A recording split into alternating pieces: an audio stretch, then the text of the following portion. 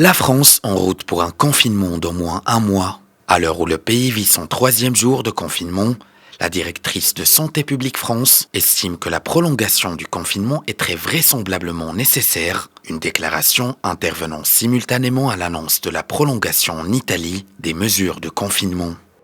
D'abord, ça a été dit dès le début, c'est une période de 15 jours qui est posée pour les 15 premiers jours et qui pourra être reconduite. Tout à l'heure, j'entendais un reportage sur votre antenne où on évoquait qu'il fallait entre 12 et 20 jours en réalité pour évaluer l'effet du confinement. Nous avons aussi l'observation des pays étrangers de ce qui se passe en Italie. Donc, si besoin, le gouvernement prendra la décision de reconduire. Mais il n'est pas nécessaire de dire c'est 3 semaines, c'est 1 mois.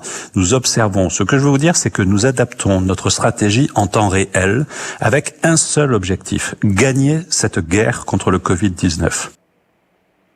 Par ailleurs, le président français Emmanuel Macron a exhorté les entreprises à faire preuve de responsabilité civique et appelé les salariés à poursuivre leur activité dans le respect des règles de sécurité sanitaire. De son côté, la ministre du Travail, Muriel Pénicaud, a rappelé que la poursuite de l'activité économique était nécessaire pour que la nation puisse continuer à fonctionner.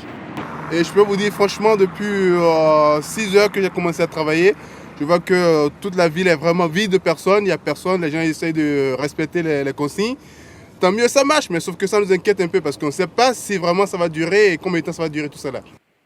Pour l'heure, le gouvernement français reconnaît des difficultés logistiques dans la fourniture de masques. Dans ce sens, la ministre Florence Parly a annoncé que 5 millions de masques chirurgicaux désarmés avaient été mis à disposition du ministère de la Santé et qu'un total de 25 millions de masques sont en cours de livraison aux pharmacies et établissements de soins.